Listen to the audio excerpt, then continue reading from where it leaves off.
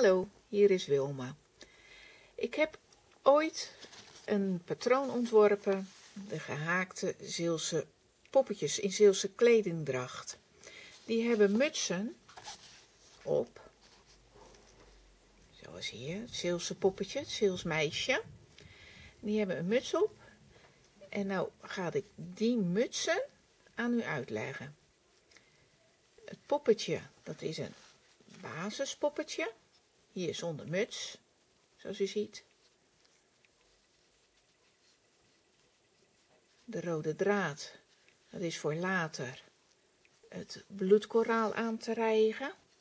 Die is hier overigens gehaakt, maar dat kan ook met kraaltjes uiteraard. En dit zijn leereindjes, voor het geval dat u zich dat nu al afvraagt, maar dat wordt later ook uitgelegd hoe dat gaat. Het Zeels meisje. Er zijn meer Zeelse poppetjes. Het ringstekertje. Die leg ik verder niet uit. Meisje in de Daagse Schouwse dracht. Die hadden vroeger van die gehaakt gebreide mutsen op. En ze lieten deze eigenlijk altijd hangen, die flappen. Met een schort. Geen bloedkoraal om. Dat deden ze niet, hè, als ze gingen werken. En de Beverlanders vinden dit de Beverlandse dracht. En de Schouwenaren, Westerschouwen, vinden het de Zondagse dracht. Heeft ook gelijk gewoon een schoen aan. Zwart. Is ook met zwart gehaakt. En hier zou dan ook nog een zwart toefje op kunnen. Dat kan, dat mag, dat hoeft niet. De toepassing van de Zeelse poppetjes is bijvoorbeeld sleutelhanger. Of aan uw tas hangen. Of aan uw spiegeltje van de auto. Beetje gevaarlijk, want het leidt wel af, maar het is wel leuk.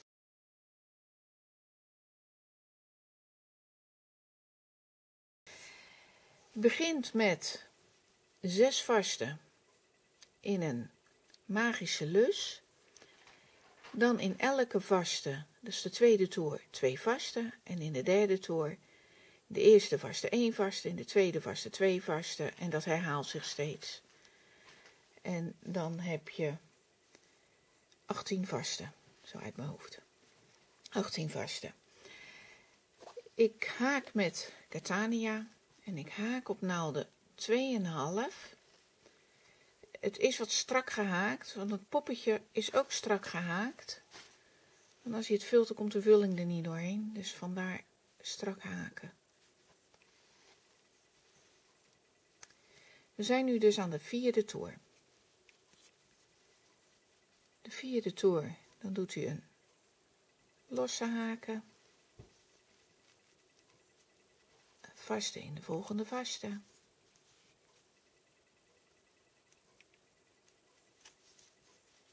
Twee losse haken. En in de volgende vaste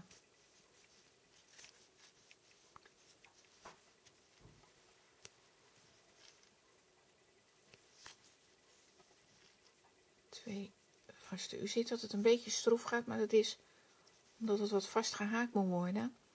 En ook omdat ik voor de camera moet haken.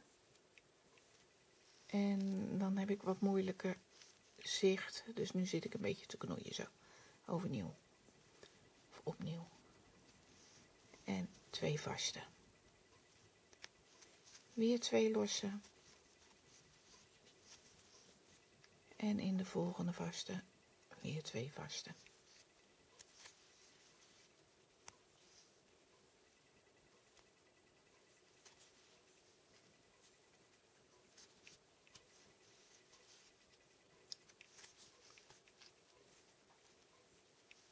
Dit doe ik nu nog 3 keer, 2 losse en 2 vaste. In totaal heb ik dadelijk 5 lusjes. Ik noem dit een lusje. en 12 vaste.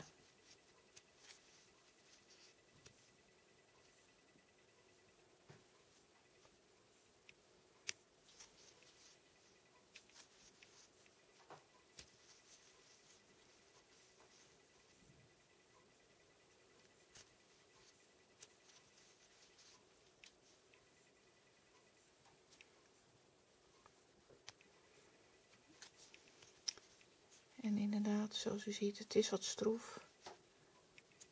Maar het is echt omdat het vastgehaakt wordt.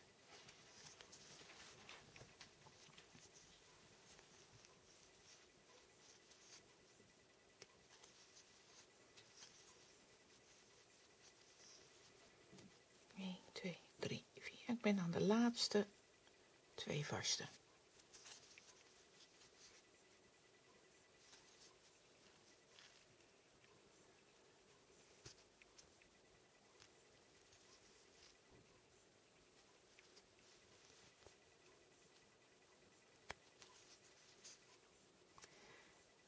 Vanaf nu haak ik niet meer rond.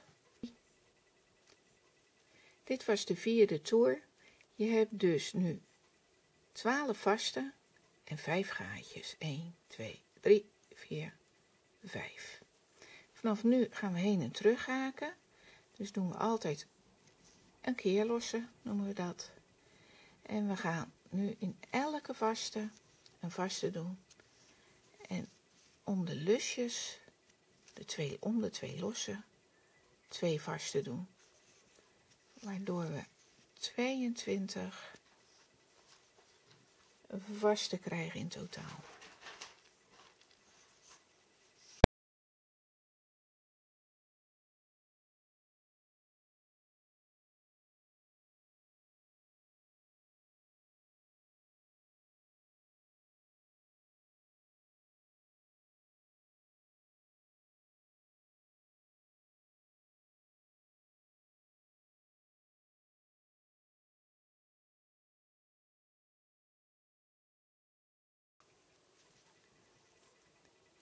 Als het goed is heb ik nu de laatste 2 vaste. En dan gaan we even tellen. Dat er inderdaad 22 vaste zijn. Want omdat ik voor die camera door het beeldscherm heen moet haken, kan ik soms niet goed zien of het goed is. We gaan tellen. 1, 2, 21, 22. Dat klopt als een bus. Ik meld weer in. En de keer lossen.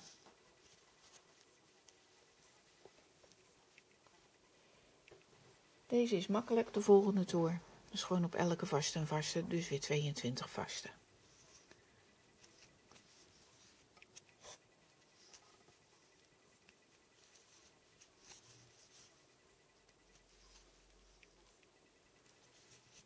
Stroeven blijft een beetje, omdat het toch vastgehaakt wordt. Denk niet van ik kan dit wel losser haken, want hier komt geen vulling in, omdat het een mutsje is. Maar als je deze nu losser gaat haken, dan wordt hij veel te groot. En het is toch al een iets wat groter mutsje. Dus doe dat beslist niet. Het moet net zo vastgehaakt worden als het gele als het gele gelukspoppetje. Maar zoals ik al zei, zo'n poppetje moet je vasthaken, want anders komt de vulling erdoor. En dat is niet mooi. Dat is bij alle amigurumis. Die moeten gewoon, of knuffel, poppetjes, die gevuld worden, moeten gewoon vastgehaakt worden.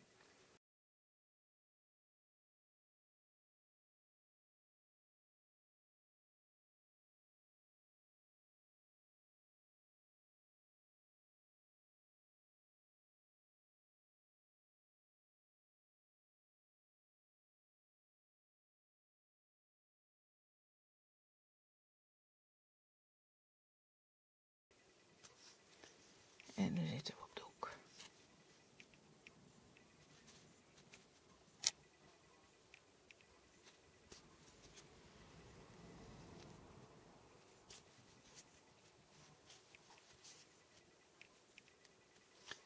En dan doen we onze keerlossen weer.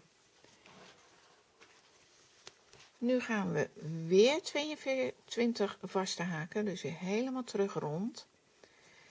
Alleen, nu gaat u niet allebei de lusjes pakken, wat we steeds doen met haken, maar u pakt alleen het achterste lusje. Kijk, u ziet hier zo'n veetje. Normaal pak u dat allebei tegelijk, maar dan pak u alleen de achterste.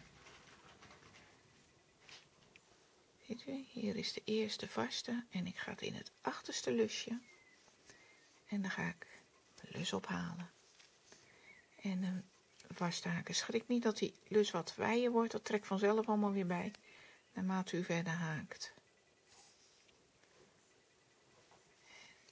Nou splijt de draad een beetje. Wat niet de bedoeling is. Zo, daar hebben we hem. Zelfs met goed getwijnde draad heb je dat soms. Het achterste lusje pakken. En dan een vaste haken.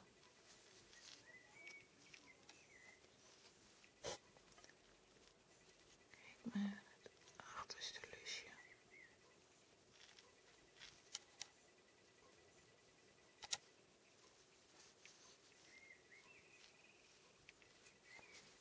En een vaste haken. Ziet hier, lijkt dan ook wat los. U ziet hier nu dat er hier ook een assortiment van lusje ontstaat. Een streepje. Dat is ook echt de bedoeling. Dat in het achterste lusje haken heeft een twee doelen. Het eerste is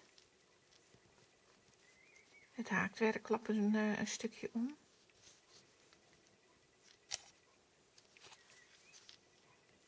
En met een hoek van 90 graden kan u dan vouwen. Ziet u, het klapt een beetje om.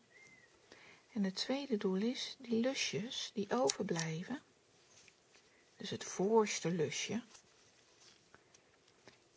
Daar kan aan gehaakt worden. Daar wordt weer wat aan gehecht, aan gehaakt.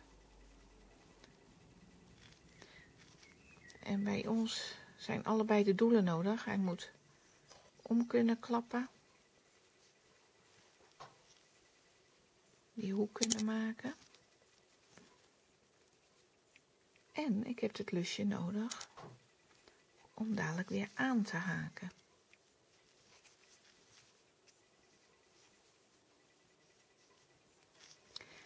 En dat heb ik bij alle mutsen, alle Zeelse mutsen voor het gelukspoppetje nodig. Dit is ook de basismuts voor alle Zeelse poppetjes.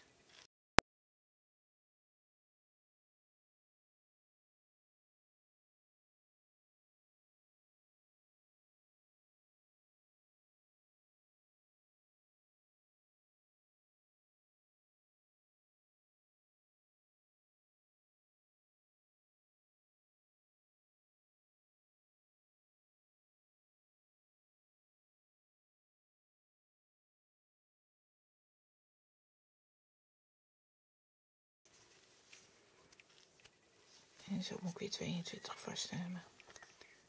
Even natellen.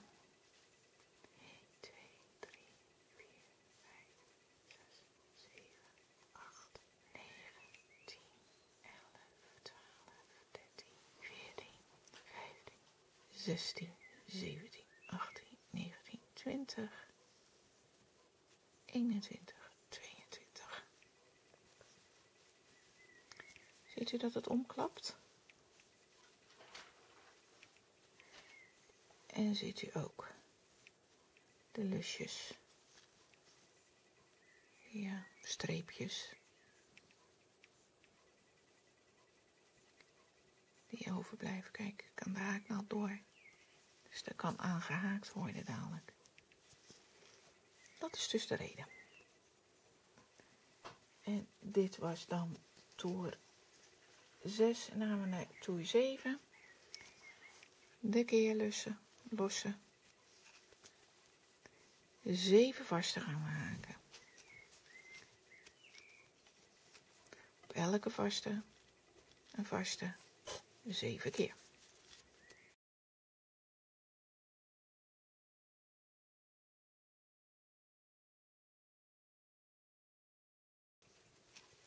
Pak weer gewoon allebei de lussen, hè?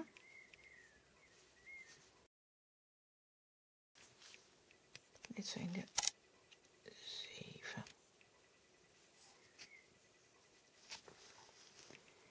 Eén, 2, 3, 4, 5, 6, 7. Nu gaan we 2 vaste samen maken. Dat doen we als volgt. Steek in. Haalt de lus op. De eerste vaste, in de volgende vaste steek je ook weer in. Haalt ook de lus op. 3 lussen op de naald. Die haak je in 1 keer af. En dat is dus 2 vaste samen haken. Als het goed is, wist u dat al. Wegens het basispoppetje, dan moet u ook vaste samen haken. Maar ik denk, ik doe het toch nog maar 1 keer goed voor. 1.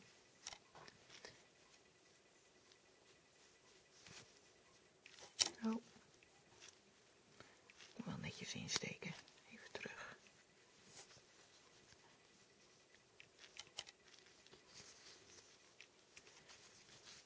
2. 3. Het is nu 4 vaste.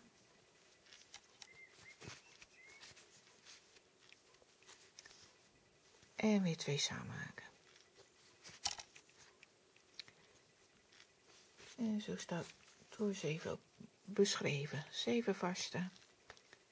De 8e en de 9e samen haken. 4 vaste haken. En dan de 14e en de 15e vaste samen haken. En dan weer 7 vaste. En dan is de toer om.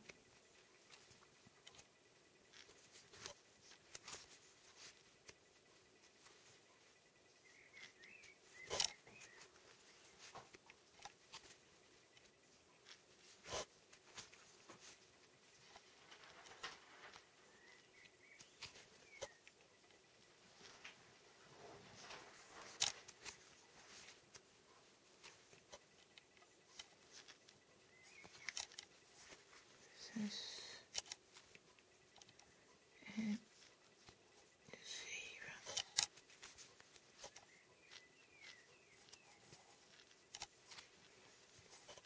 En weer een keer lossen, want we gaan naar toer 8.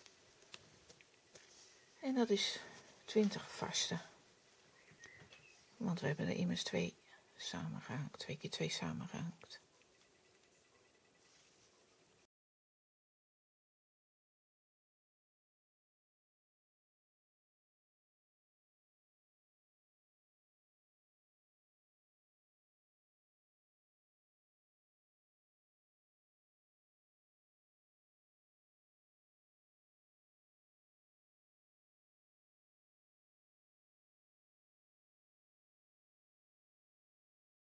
En 19. En dat is 20.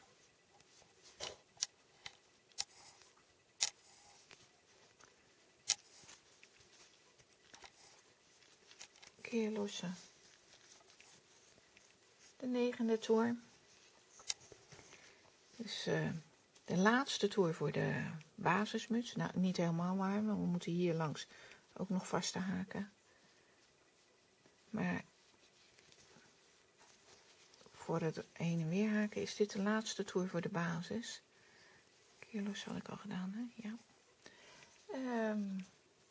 Dan doen we 6 vaste, 2 samenhaken, 4 vaste, 2 samenhaken en weer 6 vaste. Dus dat is 1.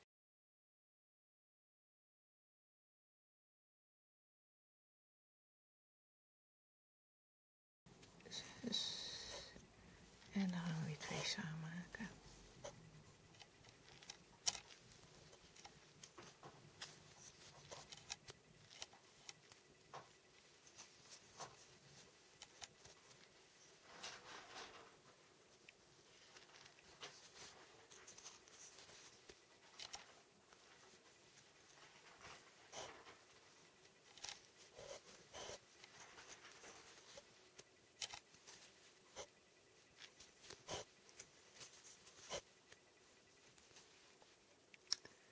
Dit is 4. En weer 2 samen haken.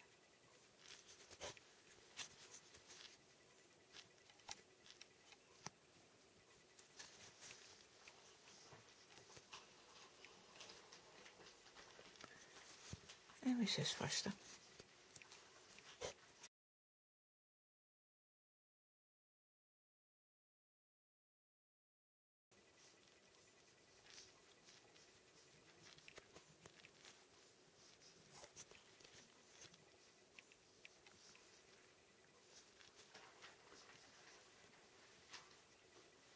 Nou, hier zit blijkbaar nog strak gedaan.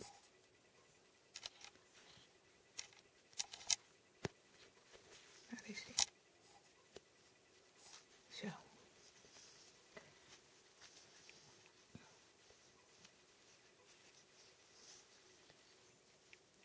Zo is de basismuts min of meer af. We gaan hier nog vasten omheen haken. 18 vasten omheen.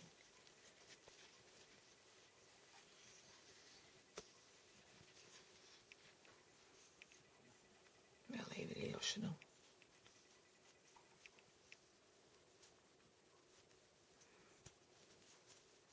En het is om dat kantje, deze kant een beetje netjes te krijgen. Kijk maar, het is een beetje bobbelig van al dat keren en de toeren. En om dat een beetje netjes te krijgen, haken we daar een randje vast omheen.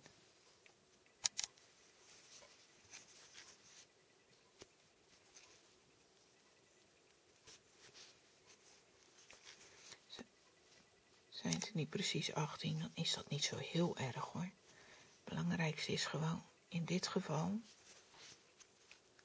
dat het een net randje wordt. En ik vergeet ze nu ook te tellen.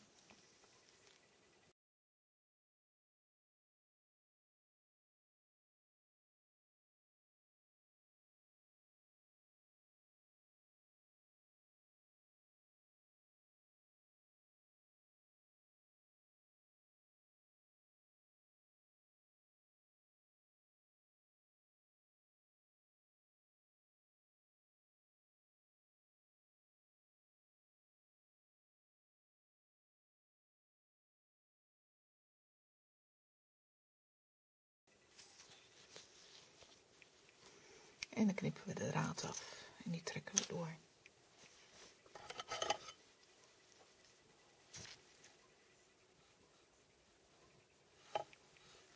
Nou.